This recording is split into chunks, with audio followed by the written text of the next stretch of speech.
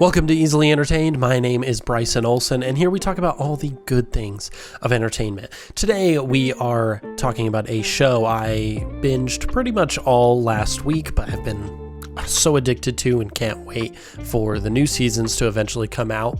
Silo, which actually just finished their second season like last week, I think January 17th, but thankfully, we got 2 more seasons on the way. They are hoping, I think, for season 3 to come out in November, which I think would be fantastic. I'm so excited. I hope so, because the show's so good. So let's talk about this fun sci-fi drama.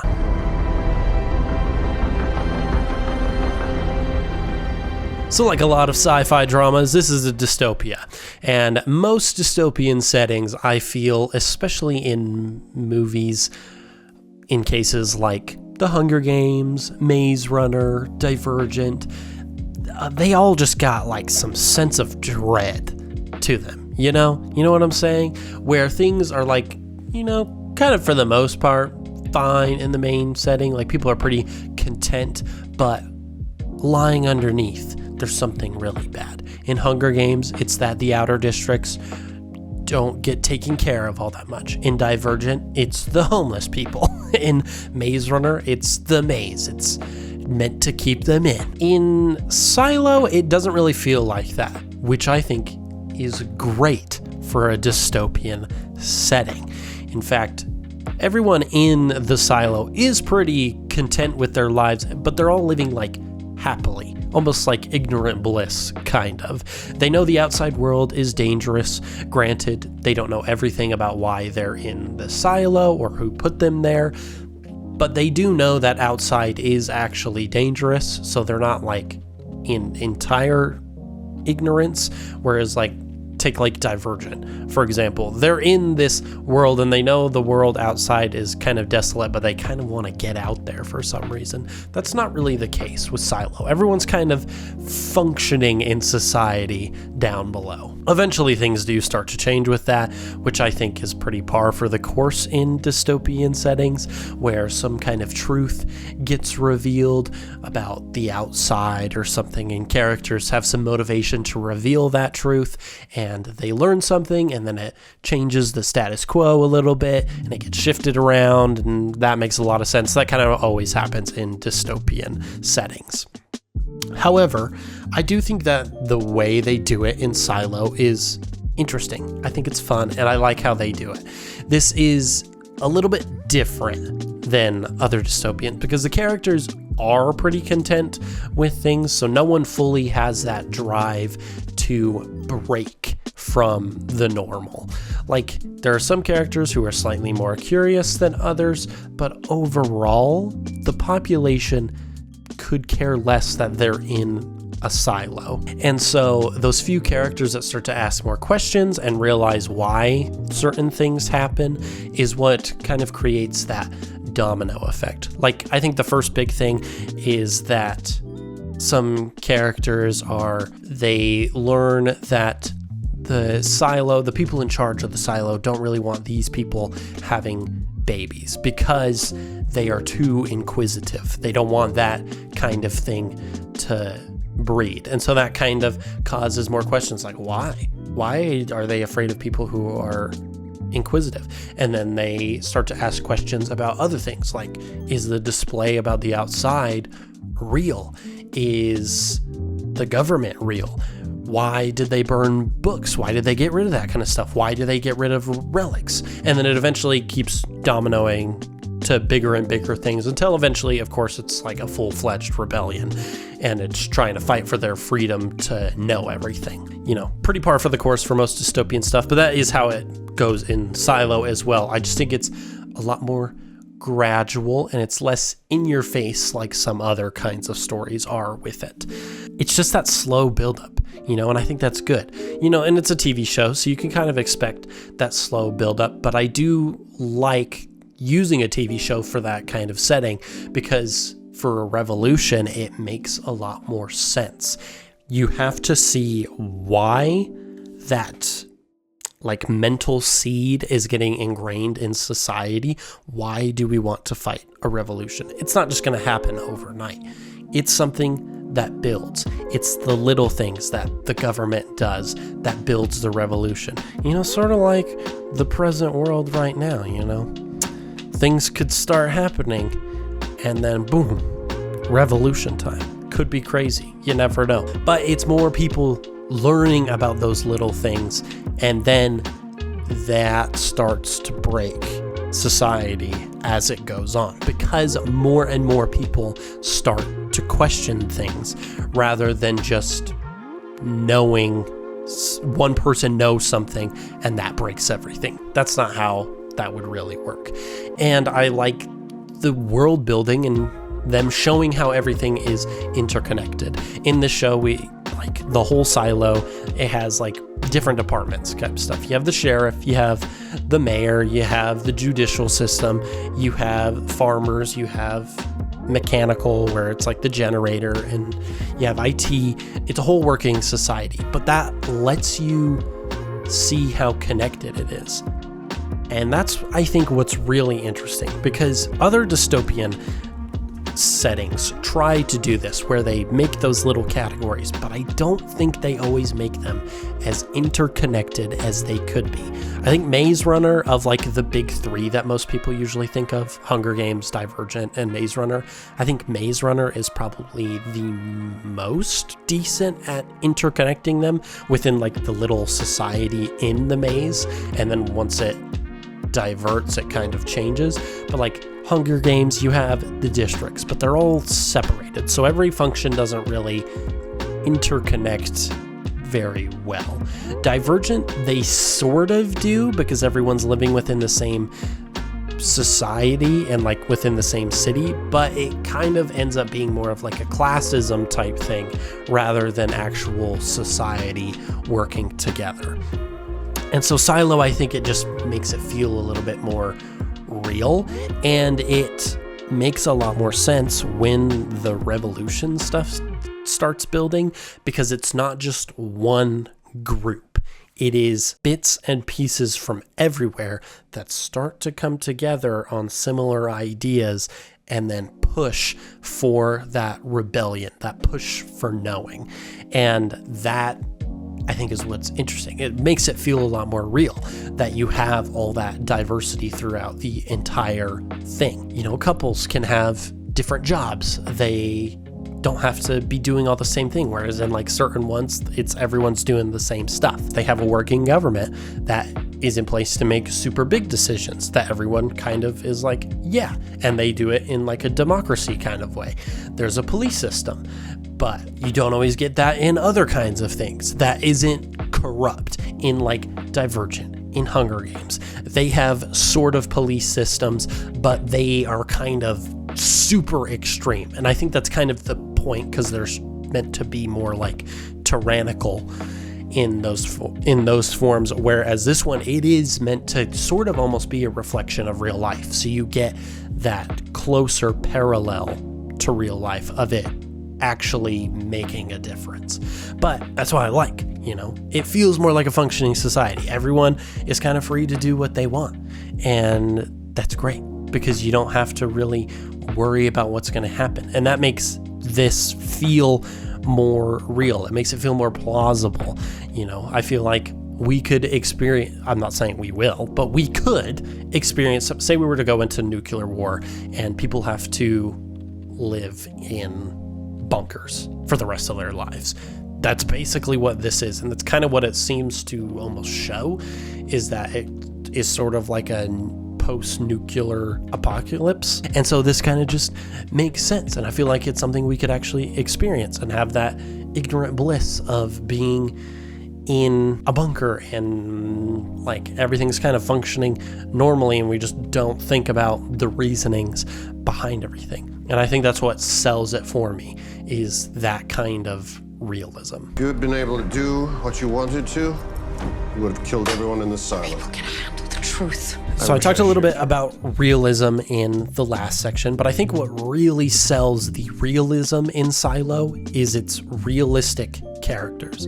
But I do think the term of realistic characters kind of gets skewed a little bit sometimes, because what really is a realistic character can differ, because you can have some elements in any character that is realistic. It doesn't always have to be exactly like real life. And that's kind of the point when it comes to entertainment. It's not exactly like real life. However, there is parts that are like real life, and there is almost a reflection of real life. And I think the characters in Silo are more of a reflection of real life, because they react similarly to how a normal person would react. They just happen to be in these dystopic situations. As I mentioned earlier, the world of Silo, all the people living in this little bunker are kind of living in ignorant bliss. They don't really know all the truth, but they know what's inside. So they all have connections. They got family, they got friends, they got coworkers. It's very similar to real society. But that means when things start to ramp up, there's a lot more stake in everything. It's higher pressure when it comes to world-changing events for these people. Characters can't really go off all willy-nilly and just make rash decisions, because they are very much responsible for their family or friends as they get threatened. You know, that kind of happens in a lot of dystopian stuff, but I don't feel like the stakes are always there. You know, Katniss is off fighting in the Hunger Games and they can basically threaten her family, but she's not going to really know about that. And, you know, she's just going to keep on fighting. It's a little bit different.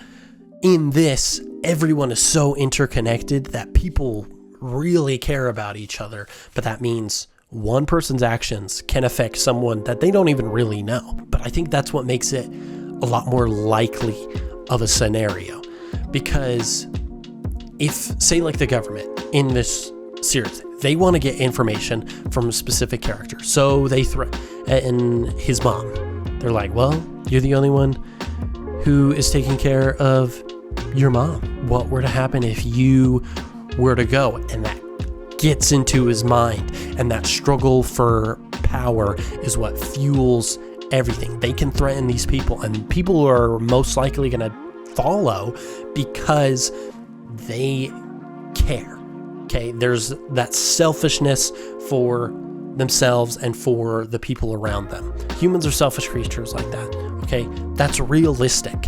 And I think in this, you always see people being like trying to do the noble thing, and I think that does happen in real life. But what I like about Silo is that those moments, I do think, are fewer when you see them. People react out of fear, out of wanting to protect their families and their friends and the people they care about. And that is super realistic in the way someone would react in real life.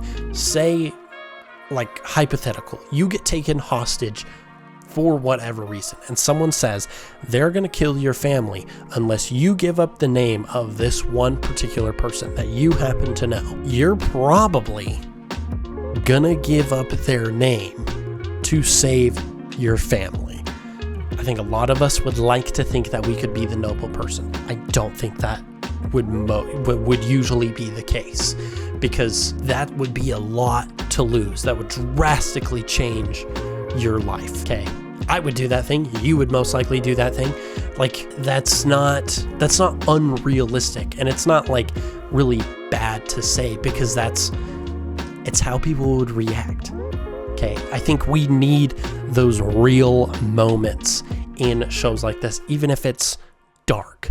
Okay, there's so many times in this show where characters kind of are getting betrayed constantly by each other. And it's not because people are necessarily bad, but it's because people are pretty much selfish. They care about themselves, they care about their lives, and they care about the people they care about. That's something Silo, I think, does really well. It's even in those smaller moments of realism when characters just act out because, they don't know what they're feeling, or they are feeling certain things like sadness or happiness or anger. So they lash out, and they do it in realistic ways. Like if you're angry, you're going to chuck something. And if you chuck something, well, it's going to have consequences. It might hit something and hurt you. That's how it is in this show, basically, because it's not a character just because they're the main character can get away with something because they're the main character. Now that main character usually experiences some consequences for certain action, and that's realistic. It's a reflection of life. It's not just in certain moments. It's throughout the entire show, and that is something I really like. And I think a lot of it does come down to the actors and the writing. Those things just combined have allowed for a very effective way of portraying realism within the show. We can't know exactly how people would react for living in a silo for hundreds of years and starting to realize that part of their cultural memory has been completely forgotten, and it was on purpose due to a government entity. We don't really know exactly how people would act, but we can use a reflection of our reality to make a guess of how people would react in these high pressure situations. And that's what makes the show so good, because it's a reflection of reality. You take real types of characters, real types of people, and put them in a fictional setting. Fantastic, because that just means you can relate with them. You can be like, I'm sad that they did this thing, but I do understand, because I would probably do a similar thing. And I love that. It just shows that they knew what they were doing with that realism. I think it's what sells you the most on what is happening on screen.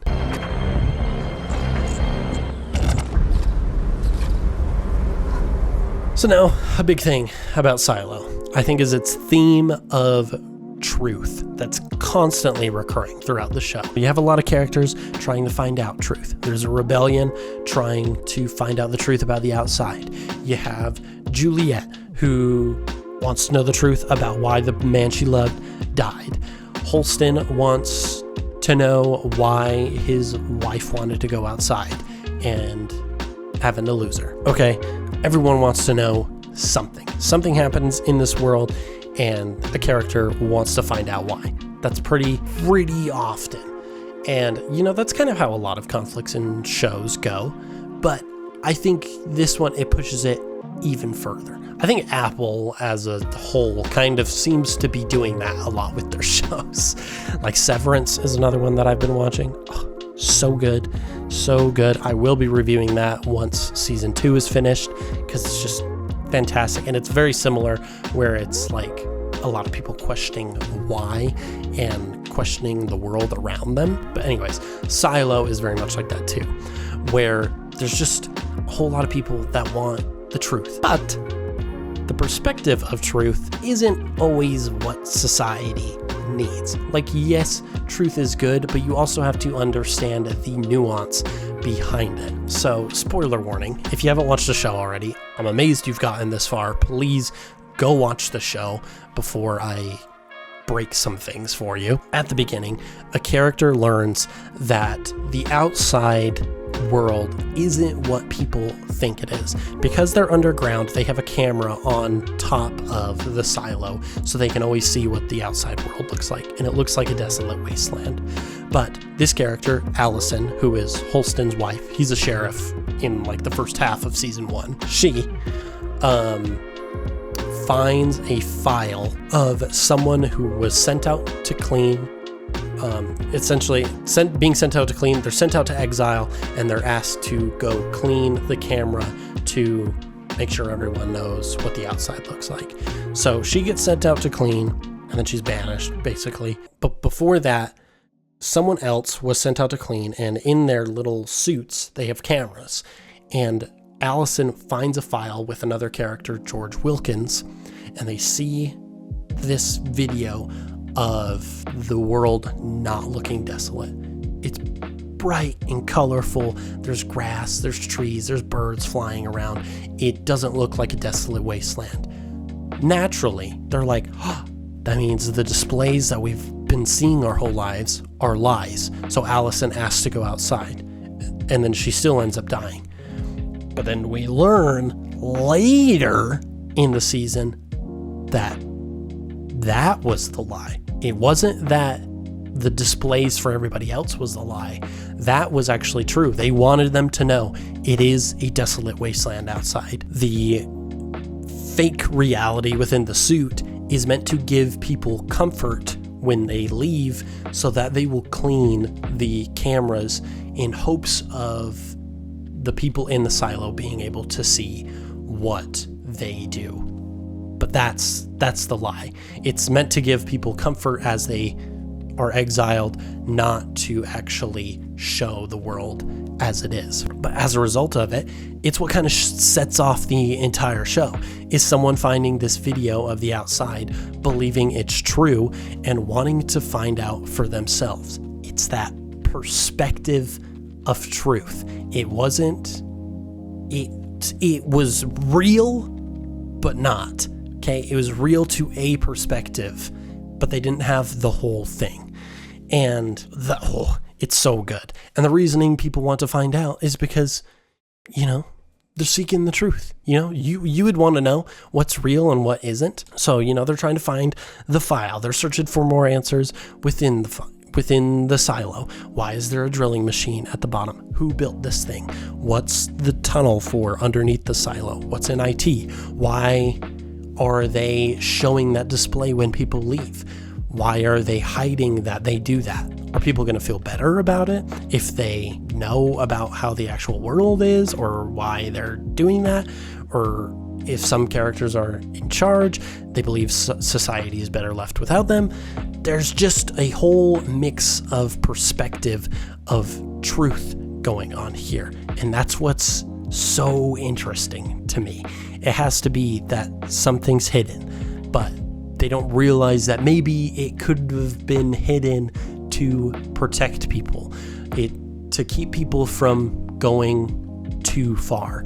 Like the footage of the outside may have been hidden to prevent people from constantly wanting to go outside. They do it as sort of an act of mercy, is what it kind of seems like. So if that were to get out and it was without context, then people would just think that's how the outside world is. And then that could cause things to go awry. Like in season 2, we learn about another silo where that happened, where they just wanted to go outside because they believed it was better than what was being told to them.